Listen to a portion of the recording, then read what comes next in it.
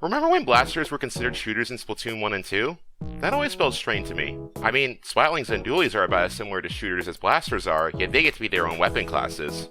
I'm glad Splatoon 3 has set the record straight and designated blasters as their own weapon class, finally giving them the attention they deserve. And today, I will be giving them even more attention from a technical standpoint. Welcome back to Projectiles 101, where I go on completely unrelated tangents for no reason to explain how the projectiles in Splatoon 3 work. In today's class, we will go over blasters. Blasters are basically just shooters, but with an exploding projectile, not much else, so there really won't be a ton to go over. As with the previous videos, I will be splitting this video into two parts, explanations and demonstrations. The explanations will show how blaster projectiles work, and the demonstrations will show what these projectiles look like in practice. These demonstrations are accurate as of version 11.0.1, and should any relevant parameters change, I will leave an updated simulation in a pinned comment below. In that same pinned comment, I will also put corrections to any mistakes I make in this video, should there be any, so make sure you check that out just in case there's something important that I miss. Anyways, let's blast right into the explanations. My puns are just getting worse and worse. The first and pretty much only thing I need to go over is how explosions work. Blasters fire projectiles that use the bullet symbol parameters just like shooters. However, unlike shooters, their projectiles are programmed to explode a specified number of frames after they are fired, stored in this parameter. The number of frames before the explosion occurs can be set to any number, but every blaster sets it to be 4 frames after their projectiles exit straight state. So yes, blaster projectiles are subject to gravity just like shooters, just only for a brief moment.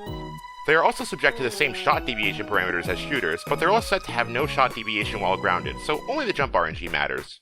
The explosions themselves use a basic parameter set that is universally used across almost all explosions in Splatoon 3, called Bullet Blast Param, in addition to a few extra blaster exclusive parameters stored in Bullet Blaster Burst Param. Here are most of the parameters in these groups, alongside their default values. The Bullet Blaster Burst Param group is on the left, and the Bullet Blast Param is on the right. There's a lot going on here, but I'm going to zero in on only a few parameters. The main thing to focus on is the distance damage array. This is an array that contains any amount of entries defining a distance value and a damage value. Each entry just determines how much damage is dealt at specific distances from the center of the explosion. For example, if we had just an entry with a distance of 2 and a damage of 700, the explosion will simply have a radius of 2 units with a fixed damage of 70. If we then add another entry with a distance value of 4 and a damage value of 500, the explosion will now have a secondary damage radius between 2 and 4 units that will always deal a fixed 50 damage. Or at least, it would always deal a fixed 50 damage as long as this parameter is set to false. If the parameter is instead set to true, the damage that the explosion deals will instead be interpolated between 50 and 70 if the player is within the 4 unit radius but not the 2 unit one.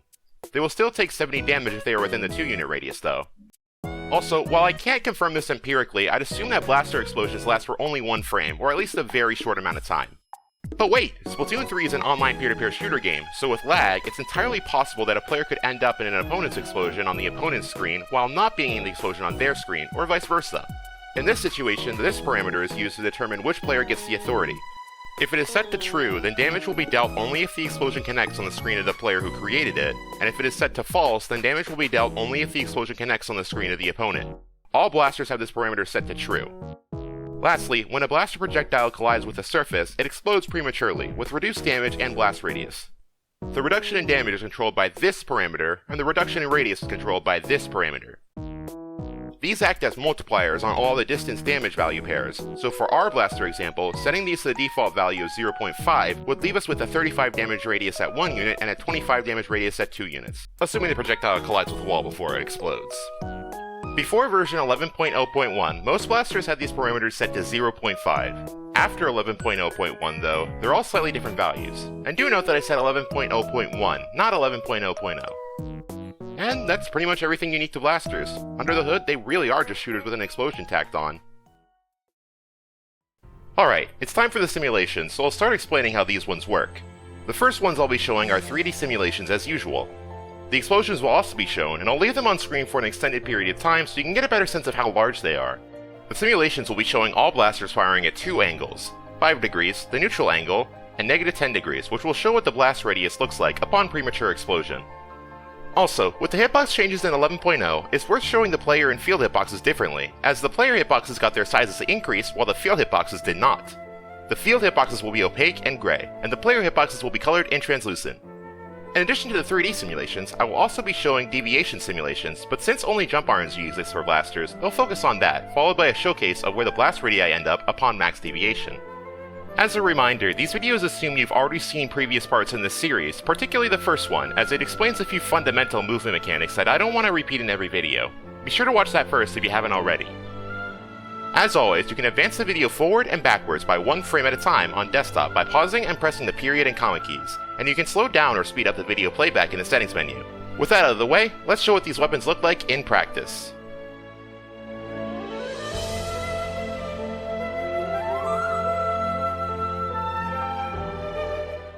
Before version 11.0, the normal blaster, range blaster, rapid blaster, and rapid blaster pro all had the same explosion radius. Now, they're slightly different.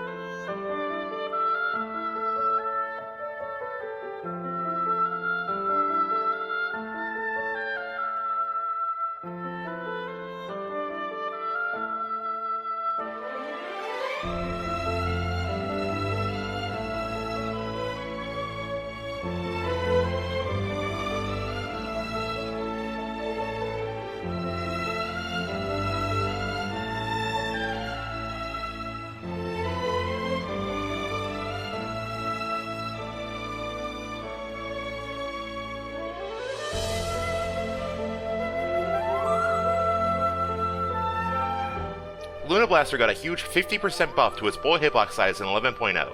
It also has a larger radius for the 70 damage hits than other blasters.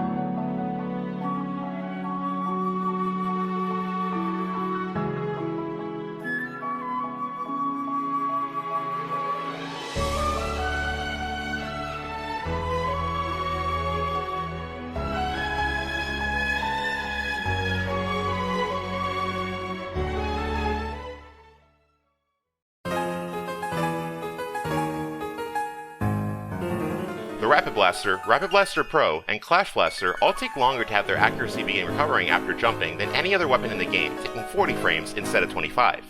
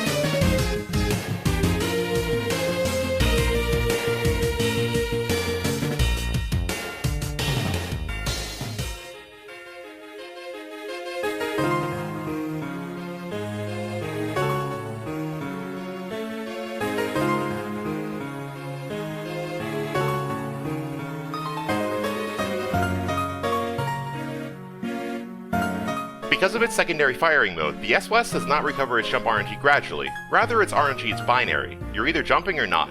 Its bias also does not sneakily recover behind the scenes either.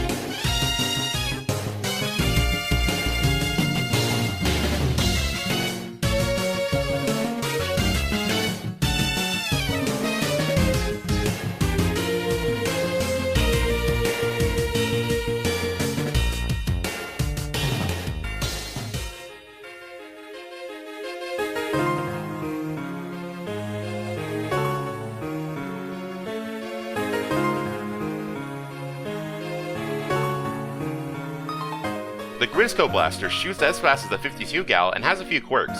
Its damage and blast radius is not reduced when its projectiles hit the ground, and the collision size for its projectiles is smaller than other blasters, having a radius of 0.1 units rather than the 0.2 or 3 that other blasters have.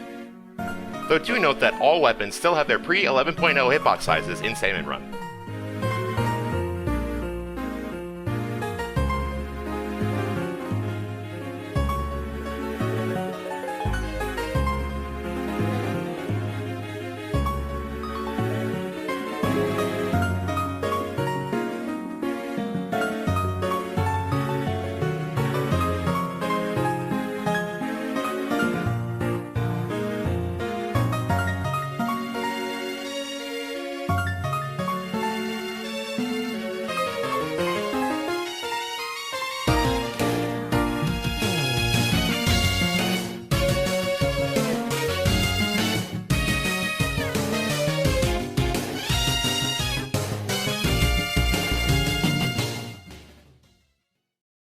And that's it! Sorry for the delays with this video. I was hoping to get it out last month, but I wanted to wait for 11.0 to come out first. Speaking of 11.0, I'll be releasing updated simulations for all weapons that I've already covered soonish. I don't have a timeline on that yet, but I hope to be done with it quickly.